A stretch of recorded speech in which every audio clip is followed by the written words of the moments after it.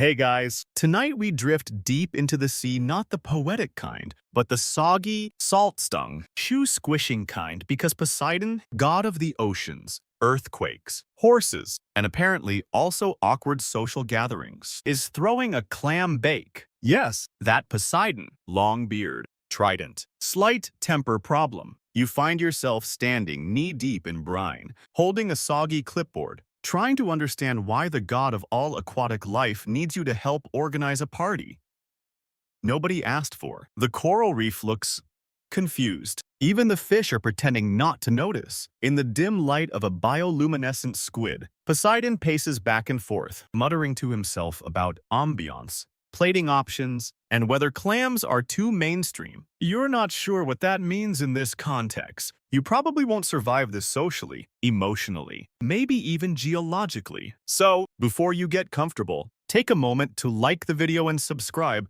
but only if you genuinely enjoy what I do here. And hey, drop your location and local time in the comments. I'm always curious where in the world you're unwinding. Now, dim the lights. Maybe turn on a fan for that soft background hum, and let's ease into tonight's journey together. You're there when Poseidon slams a trident into the sea floor and bellows, "Let it be known. I, Poseidon, will host the greatest undersea banquet ever held." You clap, mostly out of fear. A ripple of disinterested applause from nearby crabs follows. To be fair, this isn't his first attempt. There was that infamous kelp fondue night centuries ago, when Prometheus tried to grill underwater and nearly set the tide on fire, and don't even mention the oyster karaoke debacle. But Poseidon is determined this time. There will be no electric eel mishaps. This time, the god of the sea will be respected as a host. You suggest starting with a guest list. He nods. All Olympians, no mortals, and definitely not that goat-footed woodland DJ Dionysus. Spoiler, Dionysus will absolutely show up anyway. He paces around a ring of startled anemones and starts naming names. Zeus, obviously. Athena, fine. Hades, do we even know where he is lately? You offer a polite shrug. Most historians still argue whether Hades attended any social event after the Bronze Age, or whether he just uses Cerberus as an excuse. Poseidon scribbles wildly on seaweed parchment. You gently suggest maybe using something less biodegradable. He glares. You stop talking. This is not a feast. He declares, it is a culinary revelation. The clams will be bathed in fermented dolphin milk foam. The sea bass will wear tuxedos of salt crystal. And I'm debuting my new signature cocktail, the Kraken Spritz. You don't ask what's in it. You value your internal organs. Then he pauses, solemnly. This clam bake, it's for me. I'm always the disaster god, the backup storm. When they host banquets on Olympus, I sit near the drain. You nod sympathetically. There's definitely some emotional barnacles attached to this event, and that's when the real madness begins. Planning. Because in ancient Greece, banquets weren't just about food, they were symphonic, symbolic, and sometimes involved ritual foot washing and poetry slams. Do we need a poet? He asks. Or just an angry seashell choir? You float a compromise. What if we train some sea creatures to hum mood music? He lights up. Yes, starfish harmonics. Moray eels on backup. We'll call it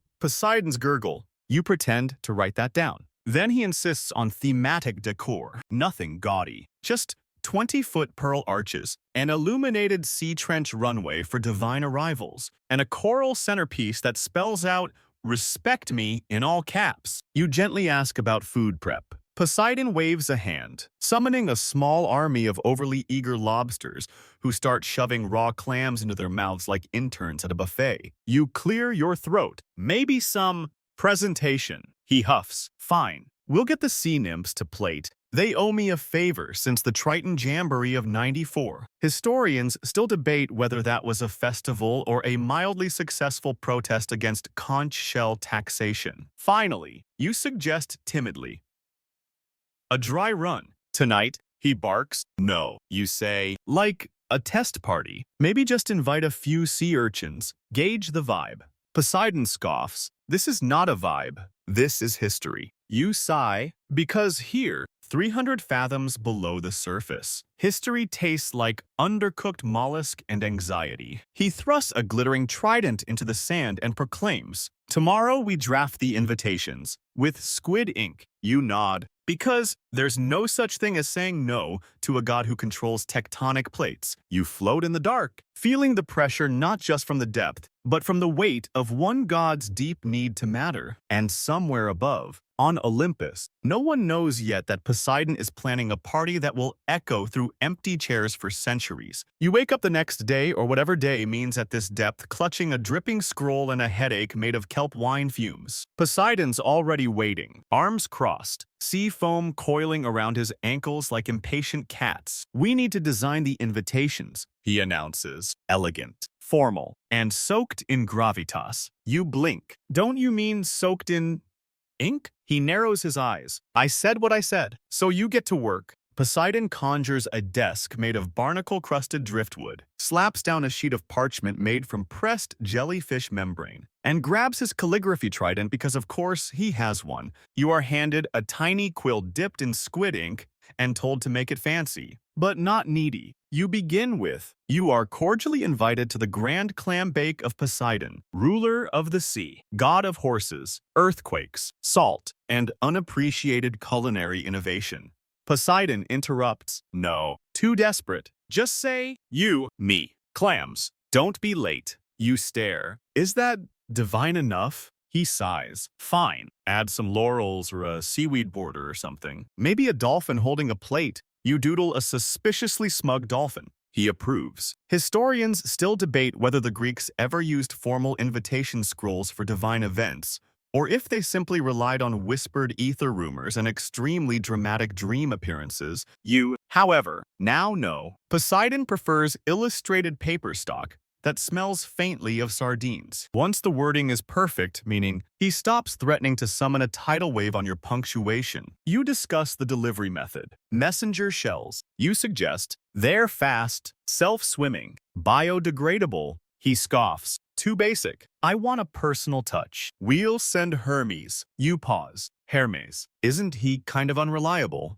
Poseidon waves it off. "He's fast. He owes me a favor. And he's got flair." You're not sure if flair is a good thing when it comes to logistics, but you write Hermes' name on the delivery list anyway, just under Zeus gold foil envelope, and Athena send annotated version with footnotes. You take a break by drifting over to a quiet trench, hoping to collect your thoughts. A passing school of fish starts forming the shape of a question mark around your body. You wave them off. "Not now, fellas." When you return, Poseidon is inspecting the scrolls like a critic at an underwater stationery convention. "These are too dry," he says, shoving them into a kelp bin. "They're literally soaked." You point out, "Exactly. They should shimmer with importance. Get me some octopus glitter." You blink. "That's not a real thing." He leans in. "Make it a real thing." So you summon a very annoyed octopus, who spends the next hour sulking as it produces one reluctant sparkle at a time. The invitations now glisten somewhat unevenly with squid confetti, sea glue,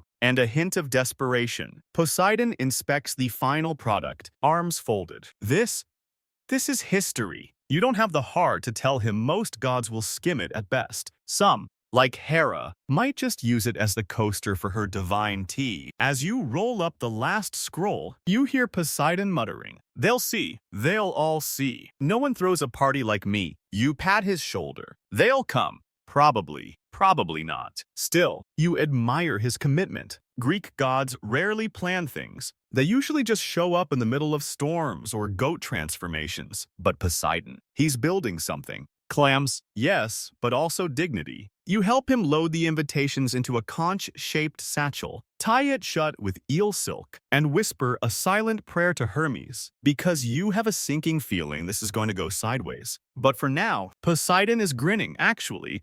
Grinning like a proud sea dad about to launch a moderately cursed startup. And somewhere up above, on the edges of Mount Olympus, the wind stirs perhaps from a scroll fluttering into the wrong hands, or from the faint, damp scent of clam ambition. Either way, things are moving now, and you, poor you, are absolutely along for the ride. Hermes arrives with all the flair and punctuality of a magician who forgot his rabbit. He materializes in a swirl of bubbles, sipping something neon from a coconut shell and wearing winged flip-flops. You're not sure if the wings are enchanted or just there for style. Hey, see fam, he grins, somehow already damp despite arriving from above. Heard there's a party, and I'm the invitation fairy. What's the dress code? Oily toga. Poseidon grimaces. This is a formal banquet. Hermes, not a Dionysian foam rave. Hermes snorts. Relax. I've got this. He snaps his fingers, and the satchel of invitations zips to his side like a loyal retriever. Now, who's getting the clams? You gently remind him. He's the messenger, not the caterer. He winks. Tomato. Trident. Whatever. Poseidon walks him through the guest list. Zeus, of course, gets top priority. Make sure his scroll doesn't get fried. Poseidon warns, last time he incinerated my wine menu with a sneeze. Hermes salutes. Got it. One non-flammable invite for his thunderousness. Who else? Athena. Poseidon growls. Hermes raises a brow. Still not over that chess match she beat you in. Huh. Poseidon's jaw tightens. Deliver her scroll with care. She's the type to return it corrected. Historians still argue whether Hermes ever successfully completed this delivery route. Some believe he flew directly into a tavern and bartered the scrolls for olives. Others claim he rerouted them through Amazon Prime Hellenic Edition, which explains the 3-month delay and unexpected goat hair samples. You follow Hermes as he casually floats through the currents, announcing his divine mail run to a group of startled tuna. One of them vomits a pebble. He doesn't get far. At the underwater ridge near Delphinus Reef, Hermes pauses. Do you think this party's even gonna happen? He says, the grin fading slightly. Olympians are notoriously flaky. Last week, Hades RSVP'd to a funeral he was hosting and still didn't show up. You shrug. Poseidon's trying. He just wants to feel noticed. Hermes looks at you for a beat. That's not why we throw parties, isn't it? He doesn't answer. Instead, he twirls once, and scrolls fly off like glowing jellyfish, each zipping toward their designated recipient. Shimmering with squid glitter and godly optimism, a few veer off course. One lands in a clamshell. Another accidentally bounces off a sleeping Cyclops' forehead. You try to keep track, but Hermes is already gone, blown away in a swirl of sass and distant harp music. You float for a moment, staring at the empty water where he vanished. It occurs to you that you've never been invited to a god's party before, and now you're organizing one that might not even have guests. You return to Poseidon, who's building a throne out of damp sea glass and muttering about whether or not to serve pickled kraken eyes. Invites sent. You report. He brightens. Good. Now we wait. Wait for what? For anyone to care. A long silence follows. Bubbles rise. A shrimp coughs. Then a shadow crosses your path, a long, eel-shaped blur that leaves behind a faint shimmer of sparkles and misplaced punctuation. Hermes' voice echoes faintly behind it. Might have added emojis to Hestia's scroll. Hope that's cool. It's not. It's the following morning, or maybe evening, who knows anymore. Time underwater is more of a mood than a measurement. Poseidon decides it's finally time to inspect the venue. You trail behind him as he leads you past a corridor of disgruntled jellyfish bodyguards and into what he dramatically calls the Pearl Chamber. It's a vast underwater cave carved into the cliffside, lined with glowing coral and echoing sea song. The acoustics are decent if you're into muffled whale yodels. Poseidon spins in a slow circle, arms raised. Behold, my sacred feast hall. You behold. It smells like wet limestone and crab regret. You try to be diplomatic. It's echoey. It's epic. Poseidon insists. The natural sulfur vent adds atmosphere, warmth, flavor. You sniff. It adds the smell of boiled eggs and sea mold. He doesn't respond. Instead, he summons a swarm of decorative squid to begin stringing up bioluminescent garlands, each pulsing in different shades of blue and purple. The effect is somewhere between magical gala and deep-sea crime scene. A school of trumpetfish floats in and starts warming up. They sound like a kazoo convention held in a bathtub.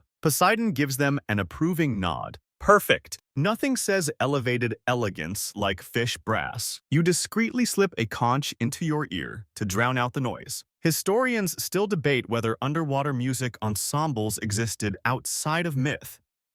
Some argue they're symbolic representations of harmony in divine gatherings. Others suggest that Greek poets were just bad at describing what dolphins sound like when they scream. Poseidon surveys the decor with his hands on his hips. The throne stays there. The shell-shaped canapé station goes there. We'll set the dessert reef here, right between the hot spring and the narwhal mural. You nod slowly. And where exactly do the guests sit? He blinks. Guests, you sigh. While Poseidon is busy arguing with a crab over hors d'oeuvre arrangements, you wander deeper into the cave, stepping over seaweed streamers and what appears to be a leftover conch from a Poseidon-themed toddler birthday party. It still has googly eyes. You come across a natural arch of coral framing the back wall, a perfect place for an entrance, or an escape route. You're not ruling either out. Suddenly, a tremor rolls through the cave, not violent, but enough to rattle the oyster platters. You glance at Poseidon, who frowns. "That's not me," he mutters, which is worrying. Because when the god of earthquakes isn't the cause of rumbling, it usually means someone else is, or worse, something. You suggest maybe double-checking the structural stability of the sulfur vents. He brushes it off. "A little drama never hurt. Party?" You scribble confirm fire exits on your clipboard, under fine seaweed napkins that don't disintegrate. Then Poseidon stands tall, his voice echoing off the limestone. "This space will transform," he proclaims. "Tonight, it's a cave. Tomorrow, it's Olympus of the ocean." You don't have the heart to remind him that Zeus might be building an actual Olympus-themed hog roast up on the surface right now. Which brings you to your next concern. "Hey, about the dates of the clam bake." Poseidon pauses. "What about it?" "Well," you say gently, "did you maybe check the divine calendar first?" He scoffs. "I am the calendar. I set the tides. I summon the moons. I invented seasonal driftwood charcuterie boards." You give him a look, a long, slow, polite as possible look. He sighs, then gestures. A tide pool near the wall glows, revealing the celestial schedule. Right there, in glittering golden letters. Thursday. Zeus's hog roast. Theme. Thunder and thighs. All gods invited. Poseidon stares at it in silence. One decorative clam falls off a garland behind him with a soft plop. "Of course he did," Poseidon mutters. "Thunder hogs. So predictable." You start gently rolling up seaweed banners that say, "Feel the shellfish vibe." "We could move the date." "No," or pivot the theme, make it a brunch. He glares. "This is not a brunch. This is an underwater legacy." A long silence. Then Poseidon quietly says, "He always does this, steals my thunder." Literally, you reach out. This still matters. You know, even if no one shows up. He smiles, just a little. You showed up. You smile back. For now, it begins with a pop, not the dramatic thunderclap of a sea god's fury, but the gentle plip of a messenger shell bobbing up from a coral shoot and bumping gently into Poseidon's trident. He unwraps it with the precision of someone who's already bracing for disappointment. Inside, a pale pink pearl, polished, fragrant, and carrying a single tiny scroll. He squints at the writing. "It's from Aphrodite," he mutters. You lean in. The scroll smells like roses, sea foam, and light passive aggression. Poseidon reads aloud, "My dearest Posey, thank you for the invitation.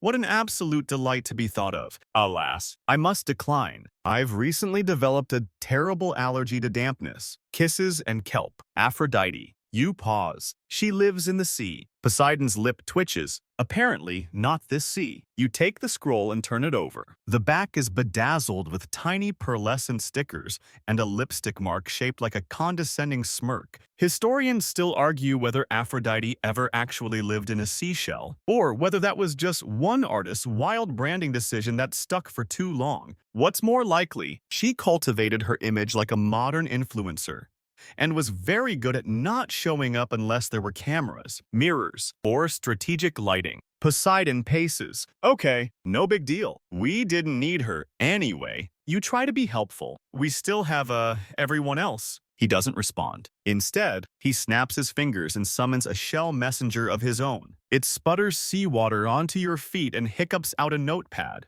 Poseidon begins furiously composing a reply. "Dearest Aphrodite, I completely understand. Moisture is so inconvenient when one is made of 70%. Enjoy your dry land." Peace. The sea misses your humility. You stare? That's salty. He smirks, pun intended, while he seals the reply with a small blob of sardine paste. Apparently that's tradition. You start getting nervous. If Aphrodite, arguably the most likely to attend for the aesthetics alone, is bailing, what about the others? Poseidon returns to pacing. Maybe I should have offered oysters instead of clams. Clams scream, trying too hard. Oysters are effortless. Cool. Slippery. You raise a brow. You know that's not how food works, right? He ignores you. You suggest maybe adjusting expectations, maybe scale back, maybe throw a more intimate dinner party. He snorts, like a potluck. You nod. Why not? He turns sharply. Because I'm a god, I don't bring potato salad to anything. I bring tidal waves and primal awe. Fair enough? Still, you're starting to wonder if the party's less about celebration and more about validation. You slip out for a moment, needing air or whatever passes for air, in a place where your lungs constantly feel like they're wearing wet socks. Outside, the reef glows with bioluminescent gloom. A sea slug winks at you. You pretend not to see it. As you drift, another messenger shell bumps into your hip. You open it cautiously. The scroll inside is short. To Poseidon. This is a notice that Zeus has scheduled a hog roast for the same evening. Theme: thunder and thighs. Attendance expected from all major Olympians. We regret any inconvenience. Olympus Scheduling Committee read. Hera, you exhale through your gills, or at least try to. You bring the scroll back to Poseidon and place it silently in his hands. He reads it once, then again, then folds it with a precision so sharp it could slice kelp. I see, he says quietly. You wait. No big deal, he adds. Let Zeus burn his meat. We'll steam our dignity. You don't laugh. He's not joking. I'm not rescheduling. He continues, I already summoned the kelp flautists. The seahorses are rehearsing their synchronized dive. The squid have learned to form a congratulations sign. You nod. Okay, we keep going. He nods too, but his eyes, they're distant, like he's already preparing for empty chairs and echoing applause. Still, somewhere behind that heavy beard, there's a flicker of hope, or madness, maybe both. You get back to work, because someone has to. Poseidon is trying to act unbothered, which for a Greek god means he's now aggressively micromanaging everything. You arrive at the Clam bake venue to find a swarm of dolphins practicing a highly enthusiastic water ballet. One of them is wearing a small top hat made from scallop shells. Another is weeping, possibly from exhaustion, or possibly from having been assigned the solo. You're not sure. They're artists. Poseidon claps his hands. Faster turns. More splash. I want the kind of emotional climax that makes a jellyfish weep. The dolphins squeak in dismay. You pull him aside. Maybe we don't need choreography. Poseidon blinks. No choreography. What's next? Not sculpting a likeness of myself out of buttered coral. You hesitate. That was actually next on my list. He sighs and gestures grandly. Fine. Rehearsal break, but only 10 minutes. I want tears on the second act from everyone. The dolphins flop over to the snack reef and start inhaling kelp chips. One offers you a bite. You decline, still haunted by the aftertaste of Poseidon's clam foam from last week. Meanwhile, a group of jellyfish is pulsing quietly near the ceiling, lighting up the cave in slow, rhythmic hues. Poseidon beams. Ambience. This is what Aphrodite doesn't get. He watches them for a beat. Although we could use more green, you raise an eyebrow. Green like seaweed. He gasps, no, like envy. I want Zeus to ache with it. Historians still debate whether jellyfish lighting was used in actual Greek underwater ceremonies. The more fringe scholars argue that it was metaphorical light representing knowledge, or perhaps divine irritation. One rogue papyrus suggests it was simply because they made everything look a little more like a divine disco. Then comes the menu testing. You are summoned to a long stone table where a line of overly eager sea nymphs present dish after dish, all cooked, steamed, salted, or possibly cursed under Poseidon's supervision. There are clams baked in trident-shaped molds, mussels stuffed with feta and arrogance, and something called oceanic umami nuggets, which turn out to be barnacles soaked in eel milk. You chew very slowly. Poseidon watches your face like it's an oracle. Well, he says, is the lemon overpowering the barnacle? You nod faintly. The lemon is the barnacle.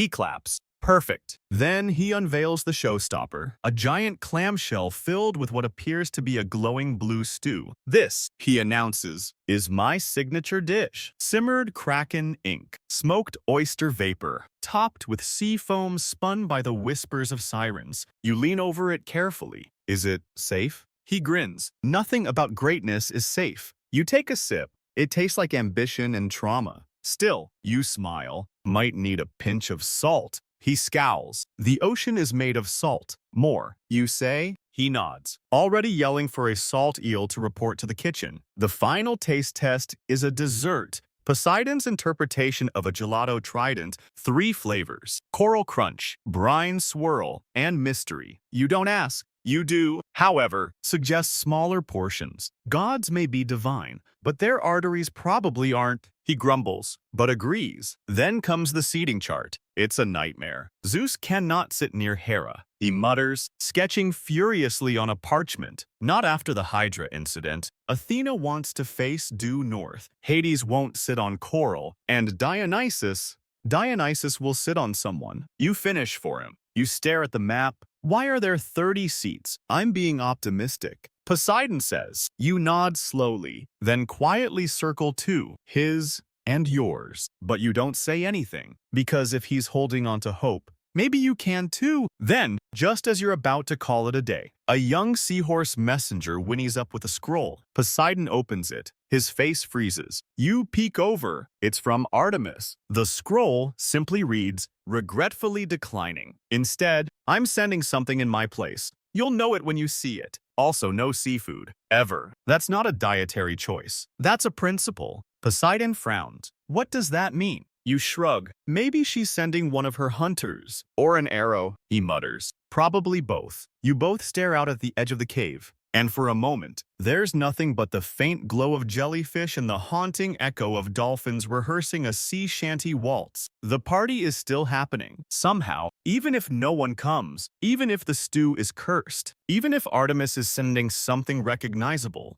Poseidon claps his hands. Back to work. Everyone. This clam bake will be immortalized. You sigh. You believe him. Sort of. The day of the clam bake creeps ever closer, if you can call this timeless. Pressure-heavy abyss a day. Poseidon is glowing with manic energy, equal parts anticipation and denial. He's even humming, which is not comforting. Today's agenda. Final rehearsals for the entertainment. You arrive at the venue to find a hastily erected stage made of driftwood and whalebone. A kelp curtain sways gently in the currents. Off to the side, a troop of sea creatures stares at you with wide, unblinking eyes. Crabs with maracas, eels in bow ties, a hermit crab inside what looks like a converted gramophone. Behold, Poseidon says, spreading his arms, the underwater review. You blink. What is the review? He beams. A musical retelling of my many triumphs, with choreography. Oh no. One of the dolphins sneezes into a glitter cannon and accidentally sets off the intro sequence. A sea sponge dramatically rolls across the floor. A swordfish in a powdered wig begins narrating.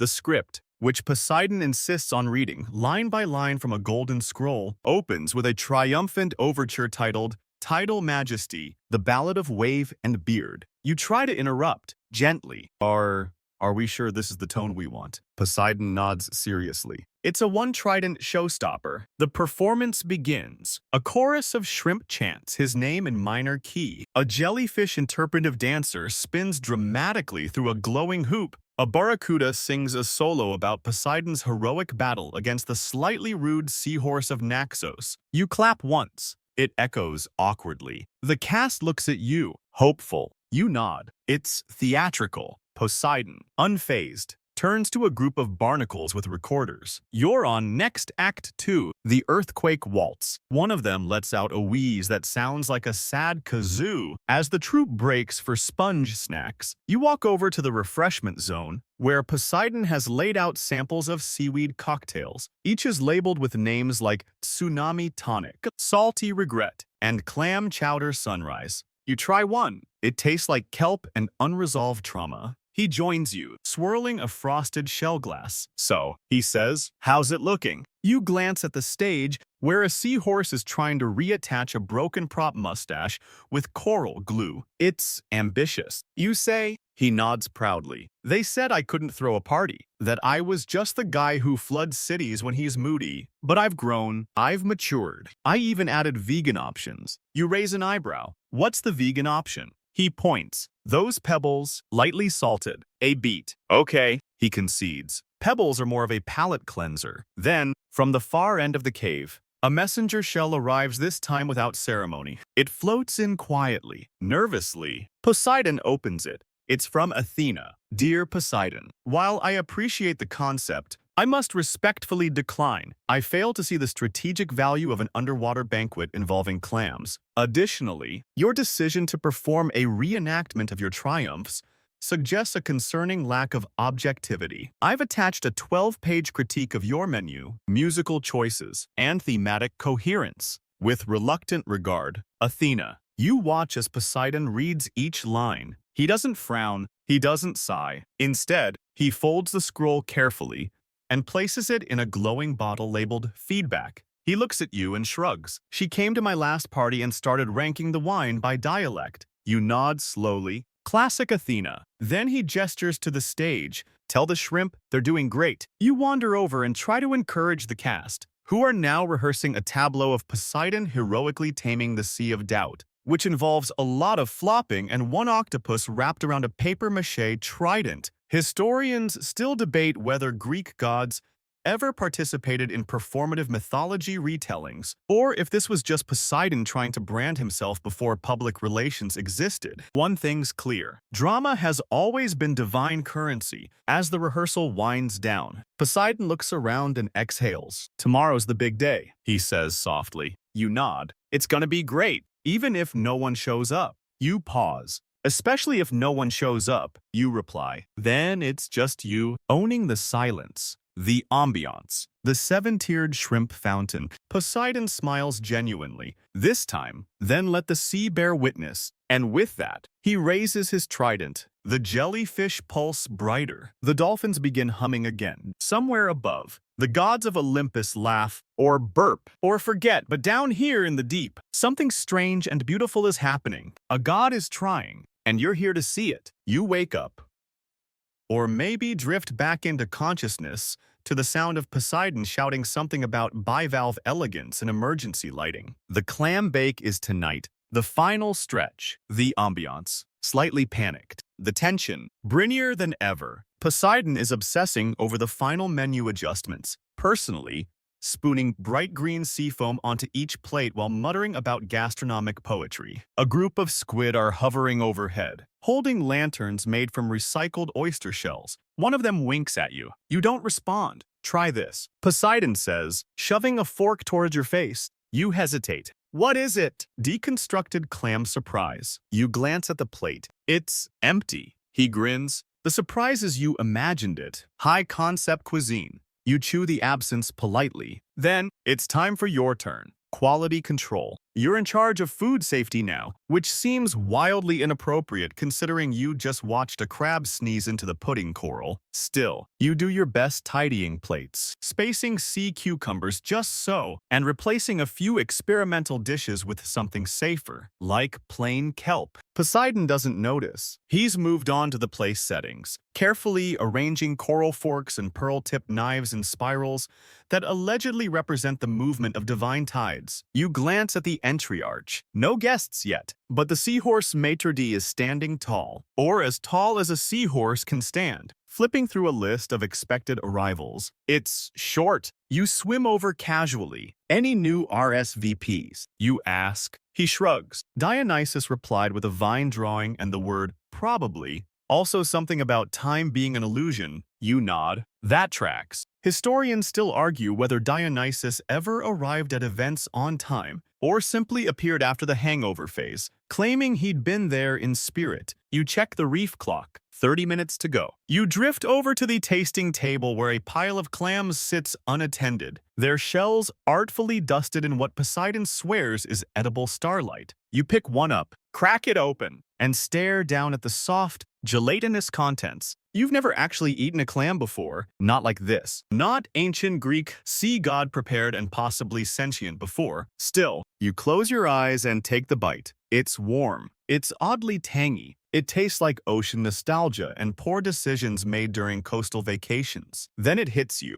The seasoning. Poseidon. You say carefully. What did you use to marinate these? He looks up, mostly tears of pufferfish and powdered kelp. Why? You nod. No reason. You spend the next 10 minutes pacing quietly, internally bracing for gastrointestinal warfare. But weirdly, it holds. A nymph passes by, complimenting the lighting. You nod and ask her to maybe not position the jellyfish chandeliers so close to the pudding coral. She agrees. You make a note to never eat the pudding coral. Then, a quiet commotion at the entrance. Poseidon perks up. Are they here? The seahorse waves a fin. A delivery. A clam shell rolls in, elegantly balanced on a piece of driftwood. You and Poseidon lean in. Inside is a small, flickering scroll. It reads, "To Poseidon, unable to attend due to sky emergencies. However, please accept this humble gift.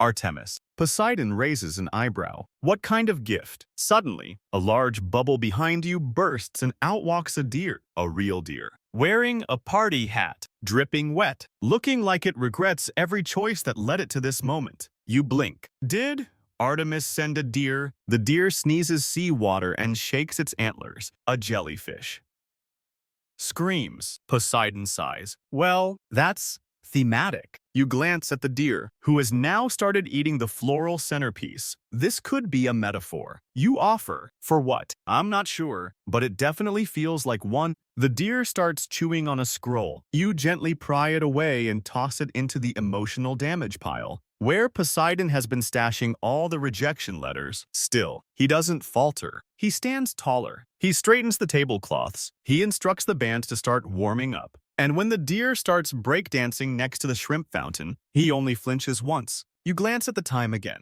10 minutes. No guests. But the candles are lit. The tables are set. The sea is quiet, expectant. And Poseidon. He smiles. It's happening. And somehow, you believe him. The appointed hour arrives with an almost sacred hush. You stand at Poseidon's side beneath the great coral archway, watching as the entrance to the undersea venue remains entirely guest-free. The lanternfish dim themselves politely. The squid garlands pulse with hopeful light. Nothing. Not a single swirl of divine robe. Not a thundercloud in sight. Just you, Poseidon. A band of overly tense dolphins, and a deer gnawing on the dessert reef like it's a tragic salad bar. Poseidon straightens his sea glass crown. Give it time. Gods are never punctual. You nod. Sure. Fashionably late. You both know better. Still, the show must go on. The seahorse maitre d' approaches and clears his throat. Shall we proceed? Sir. Poseidon looks out over the shimmering, empty tables. We begin. He raises his trident, and the cave lights surge into a soft, golden glow. The trumpetfish fanfare begins not too triumphantly, just enough to sound vaguely celebratory. Then, from the far end of the dining hall, a familiar figure stumbles in. It's Dionysus, dripping wet, missing one sandal, and carrying a jug labeled "Don't Ask." He crashes into a pillar, giggles, and waves. I heard there'd be clams, he announces, slurring slightly. Also, I brought he hiccups. Vibes? Poseidon exhales slowly. One guest, Dionysus, staggers over, plants a kiss on the deer's forehead, and promptly falls asleep in the oyster display. It's something. The dolphins resume their choreography tentatively, now shuffling through their water ballet while trying not to step on Dionysus's discarded wreath. You try to keep the energy up, applauding politely as a crab quartet begins the overture for Poseidon the Great, a mollusk musical. The performance is heartfelt. One of the swordfish breaks character to sneeze. The jellyfish lights flicker. The shrimp chorus hits a few wrong notes, but the passion is there. Poseidon watches with a strange expression, equal parts pride and grief. He leans toward you. Remember last week when you asked if this party was about food? You nod. I lied. It was about being remembered. You want to say something profound, but all that comes out is, the clams were actually really good. He smiles. Then the deer hiccups. The night continues. You help serve the appetizer course, balancing trays of salt-dusted scallops and kelp-wrapped algae cakes while dodging Dionysus's feet. The god of wine has managed to tangle himself in a net of twinkle lanterns and is humming a ballad that might be about cheese or heartbreak. Poseidon gives a speech, to no one in particular. He stands at the head of the main table, trident planted beside him, and declares, this feast was not for applause, not for Olympus, not even for legacy. It was for the sea, for every ignored current, every silent tide. Tonight, the ocean knows my name. You clap. So do the dolphins. Even the deer briefly pauses its chewing. Poseidon sits beside you, just the two of you.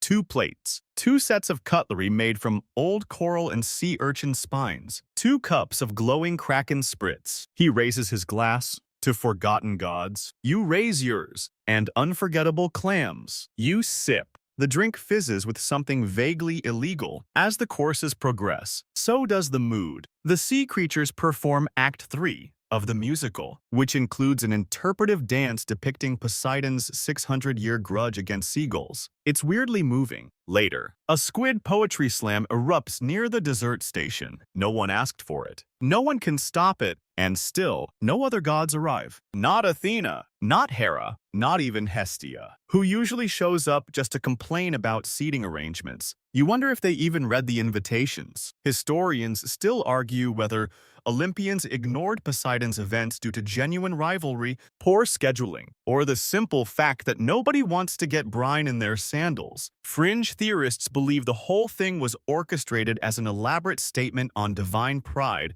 But here, now, in the heart of this cave, you see what it truly was, a god trying to matter in his own way. Later that night, you help Poseidon pack up leftovers. He's quiet, careful, wrapping each dish in kelp wraps, as if they might one day be eaten by someone else. You ask if he's okay. He shrugs. I threw a party. People didn't come. Doesn't mean it wasn't a party. You nod. Still kind of iconic. He smirks. I'll say I invented fusion cuisine. The jellyfish flicker low. The deer curls up beside the pudding coral. Finally, still, and for a brief, shimmering moment, the sea feels full even if the seats are not. The morning after, though, again, morning is just a guess.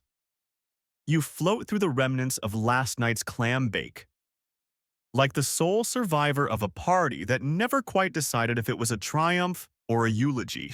You pass overturned coral stools, abandoned plates of uneaten kelp tapenade, one lone shrimp still spinning from the last act of the musical, muttering its closing lines into a conch shell. Poseidon is slumped on his sea glass throne, a trident balanced lazily against his shoulder, hair full of party glitter and mild regret. He looks up at you. I think I invented a new feeling. Oh, divine embarrassment. Like mortal shame, but wetter. You sit beside him, both of you staring out at the empty venue. You fed a deer salted pudding and listened to a barracuda recite underwater slam poetry. That's not embarrassment. That's legacy. He smiles just barely. You begin collecting leftovers, stacking clam shells into neat towers, while the sea nymphs drift around, gently humming a lullaby that sounds suspiciously like a passive-aggressive Yelp review. Then, like a bolt of post-hype lightning, the silence is broken, a ripple of movement from the cave entrance. You both look up. Ares, god of war, god of yelling, god of absolutely never invited to anything on purpose, Ares. He storms in, helmet crooked, eyes blazing, and immediately kicks over a decorative sea sponge. You had a party, he growls. Poseidon blinks. Yes, you didn't invite me. You glance at Poseidon. He glances at you. There's a shared moment of silent horror. I thought you were busy, Poseidon says carefully. I was starting 3 wars, and I still would have come. You try to distract him. There's leftover clam stew. He narrows his eyes. Was it made with rage? Mostly brine. He crosses his arms. I would have brought charred hydra meat. Everyone likes that. Poseidon stands. It wasn't that kind of party. Oh. Ares snaps. It was the lonely, artsy kind. The one where you cry into seaweed and pretend that's depths. Poseidon opens his mouth to respond. You brace for tectonic fallout. But then Ares softens slightly. Did you at least play conch pong? You shake your head. Ares Saius, wasted potential. Historians still argue whether Ares had actual feelings, or if his emotional range simply included violence, jealousy, and light pouting. But watching him now staring longingly at the wilted desert reef, you sense something else. FOMO, maybe, or divine loneliness in the shape of bravado. Poseidon finally speaks. You can still have some pudding. Ares grunts. Fine. But only if the deer shares. The deer blinks and shifts over 2 inches. And so, in the echo of what should have been a grand celebration, the war god eats clam pudding in silence next to a mildly sticky deer and a host god who's run out of pride, but not out of cutlery. You clean around them, salvaging what remains of the place settings, and trying to ignore the fact that Dionysus is still asleep in the shrimp fountain, now murmuring something about cherry mermaids and truth or dare. Ares finishes his pudding. You should have had a brawl pit. Poseidon sighs. Next time. You say that like anyone's coming next time. Poseidon meets his eyes. Maybe I won't invite anyone. A beat. Then, Ares nods. Now, that's a party I'd go to. He storms out, but not before scooping a second pudding into a helmet. You sit back down beside Poseidon. The quiet returns. You okay? You ask. He runs a hand through his hair, dislodging a bit of coral confetti. Not really, he says, but at least I didn't set anything on fire. That's kind of Zeus's whole brand. You offer. He smiles weakly. Then he gestures toward the stage. Do you think the dolphins would be willing to do an encore? You glance over. The dolphins are playing cards with the swordfish and smoking seaweed cigars. One of them winks. Only if you dance with them. Poseidon chuckles. Don't tempt me. You look around. It's not what it could have been, but it was something. And for a moment, maybe that's enough. A day has passed, though. In the salt-thick stillness of the deep, time feels more like a gentle shrug than a ticking clock. You return to the venue expecting silence.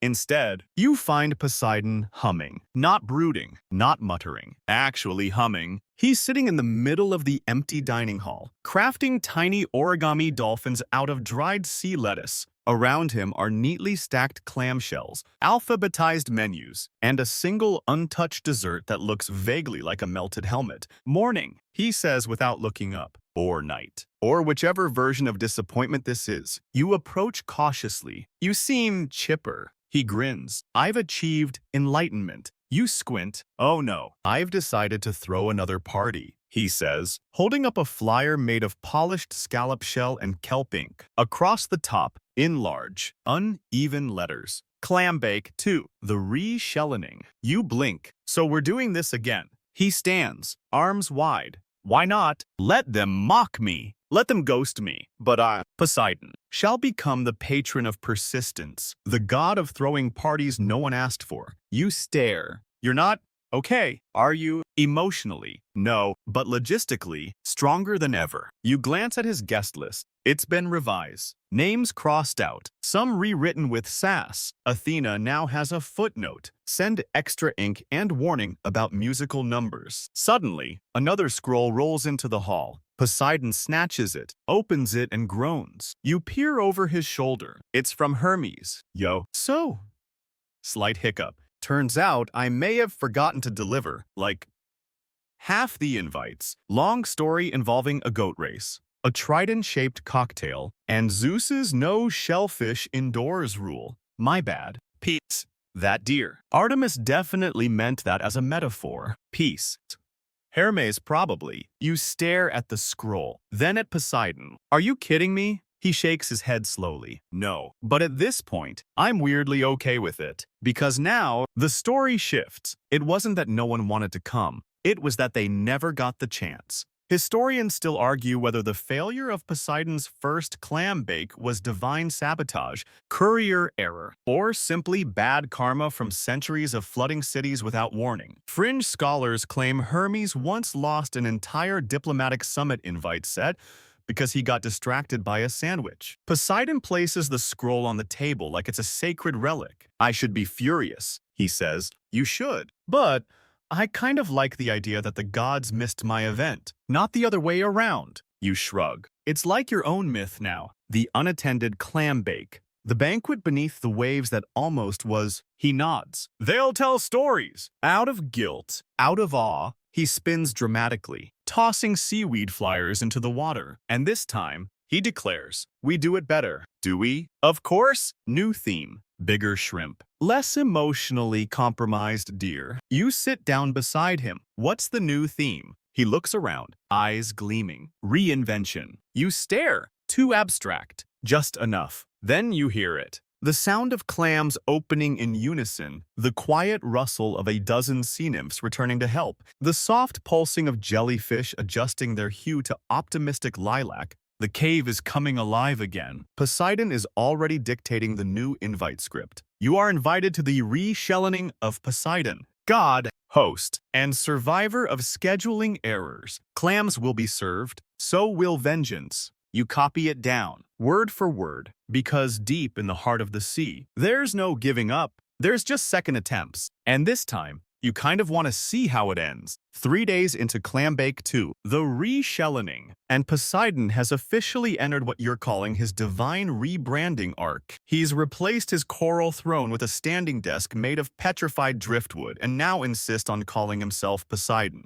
host of the abyss and curator of culinary experiences. You don't have the heart to stop him. You arrive at the venue to find him reviewing a lineup of sea creatures like a grizzled theater director. A group of stingrays rehearses a ribbon routine. A pair of lobsters practices synchronized utensil placement. The kelp flautists are back, this time wearing matching tunics that say, "Do not blame us if you cry." This time, Poseidon mutters to you, "There will be no soft launches, no subtlety, no excuses." You blink. Subtlety was never the issue. He jabs a finger toward the reef's edge. "I want fireworks." You look around. We're underwater. Bioluminescent fireworks. You sigh. "I'll see what the octopus can do." Over at the tasting station, improvements are underway. Gone are the confusing foam-based entrees. In their place, bold, simple offerings. Flame-grilled seaweed skewers flamed via thermal vent, trident-cut ceviche, and a surprisingly good kelp wrap roll named the apology platter. Focus grouped. Poseidon says, "The dolphins prefer crunch. I ran the numbers." You stare. You ran numbers. He gestures to a stone slab covered in seashell graphs. "I'm learning analytics." You pat his shoulder. "I'm both impressed and deeply frightened."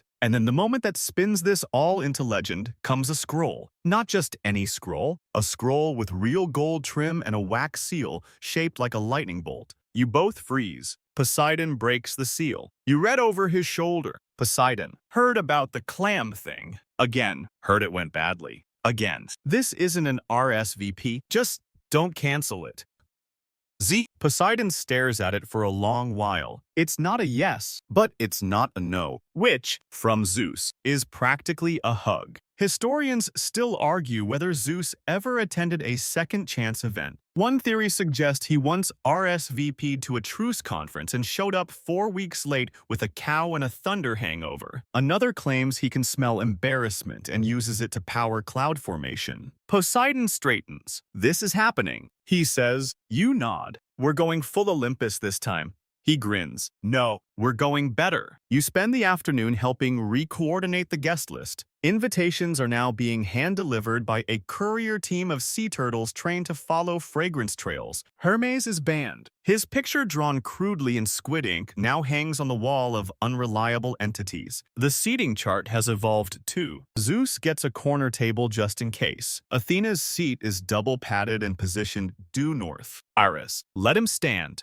Poseidon says, more dramatic that way. By sundown, or the undersea equivalent thereof, the venue is humming again. Lanterns pulse. Clams steam. Shrimp rehearse. And at the very back, you see something new. A group of small fish gathered in a circle, playing a conch shell version of charades, laughing. Not gods, just sea creatures. Locals. Word's gotten out. The undersea world is curious. They want to see the god who keeps throwing parties, no matter who shows up, even if Olympus ignores me. Poseidon says, watching them, "Maybe the ocean doesn't." You smile. "Maybe that's always been your real crowd." He nods. "Then let's give them something they'll never forget." The octopus ignites a single spark, and bioluminescent lights spiral across the cavern ceiling like constellations finally waking up. And for once, you don't feel like this is doomed. You feel ready. Because if there's one thing the sea knows how to do, it's return. Again and again. The night of Clam Bake 2, the re-shellening arrives with a hushed reverence like even the sea is holding its breath. You're at the entrance early, clipboard in hand.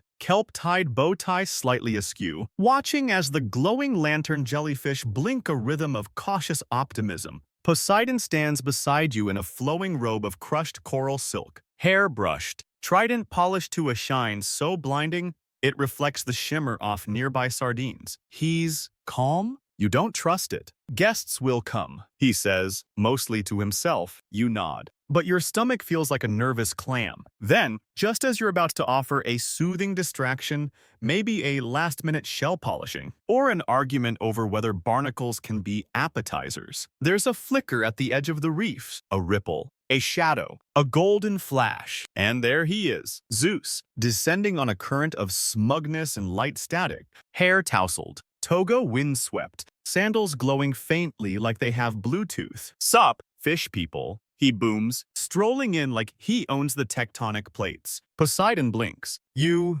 came? Zeus shrugs. Heard the pudding got better. Historians are still arguing about this moment, whether Zeus attended to genuinely support his brother or whether he just wanted to scope out the turnout. Fringe texts suggest he came solely to steal centerpiece ideas for his next lightning brunch. But none of that matters, because now other gods are trickling in. Apollo floats in on a dolphin. Wearing sunglasses, Artemis arrives with 2 wolves in tuxedos. Hephaestus wheels in a portable hibachi grill, muttering something about finally seeing how the other half eats. Even Athena arrives. She approaches the guest book, signs it with a flourish, and immediately hands Poseidon a laminated 2-page itinerary correction. He accepts it like a thank you card. Then, like a dream sequence written by a committee of mollusks and emotionally stunted titans, the party begins. The music starts. This time, it's good. The kelp flautists have tightened their harmonies. The crabs play percussive shell beats that actually sound intentional. A swordfish DJ spins something called ambient tide wave that even Dionysus, now fully sober and dancing in flip-flops, admits goes hard. The food is on point. Clams, yes, but also roasted sea bass wrapped in algae leaves, lemony octopus curls, and a dessert called Poseidon's Redemption creme served in oyster shells with edible glitter. Even Ares shows up, late. He stomps in, sees Zeus, and immediately challenges someone to a pudding duel. When no one accepts, he sulks next to the deer from last time, who has inexplicably returned and is wearing a bow tie. Poseidon, for the first time, doesn't hover over every plate. He doesn't check the lighting every 5 minutes. He mingles. You watch as he chats with Athena about deep-sea logic puzzles, laughs with Artemis over kelp-infused wine, listens to a nymph explain her passion project. Seaweed soap shaped like regrets. You're proud, almost emotional. Then someone taps your shoulder. It's Hermes. Hey, he says, sheepish. I brought a peace offering. You look down. It's a cake, shaped like a clam, iced with the words, sorry about literally everything. Poseidon sees it, approaches slowly. Hermes holds it out. No hard feelings. Poseidon eyes him, takes the cake, and smashes it gently into Hermes's chest. Not in rage, in rebranding. Now, we're even, Poseidon says. Hermes wipes frosting off his tunic and grins. Great party. By the way, it really is. At one point, you find yourself sitting at the edge of the reef with a drink in one hand and a fried kelp crisp in the other, listening to Apollo jam on a harp, while Artemis and Athena argue about whose owl is more emotionally intelligent. Poseidon walks over and sits beside you. Told you it would work, he says. You glance around. It's more than a party now. He nods. It's a statement. A clam statement. He groans. Don't ruin it. The lights dim. The last course is served. The deer gets a round of polite applause for wearing a napkin as a cape. The gods linger longer than usual. And you just breathe. Because after all the rejection, the awkwardness, the emotional marinades, and interpretive shrimp choreography, Poseidon finally got his night. Not perfect, just true. The clam bake is winding down, not collapsing, just settling into that golden phase of a party where the music softens. The divine egos deflate slightly, and gods you never expected to stick around are still here. Zeus is reclined on a sponge lounge, one sandal off, cradling a coconut cocktail and murmuring, "Not bad," as if that's the highest compliment he's capable of. Hephaestus is trading sauce recipes with a surprisingly articulate squid. Dionysus is DJing a playlist titled Tridents and Tranquility, which consists entirely of whale song remixes. You catch Poseidon off to the side, watching it all unfold, not gloating, not brooding, just soaking it in. "Want me to start clearing tables?" you ask gently. He shakes his head. "Not yet. Let them linger." So you do. You let the moment stretch, like kelp on a slow tide, across the venue. Athena is attempting to organize a conch shell debate tournament. Artemis is arguing with Ares over whether pudding is a meal or a mood. Hermes is drawing on the deer with bioluminescent ink. The deer seems into it. You float back to Poseidon, who's now sketching something in a puddle of spilled glitter with his trident tip. "What's that?" you ask. He smiles. "A plan." You raise a brow. "For another party?" "No," he says. "A temple." You blink. "You already have, like 12. This one's different," he says. "Smaller, local, a place for mortals and minnows, where clams are served warm, not sacred, where laughter doesn't echo, it lands." You nod slowly. "You're starting a restaurant." "I'm redefining divine hospitality," he says, dead serious. Historians still argue whether the famous Poseidon's Reefside Bistro ever existed, or whether it was just a satirical scroll from a sassy Corinthian playwright. But tonight, you believe it, because the sea god who once tried to outdo Zeus with smoked mollusks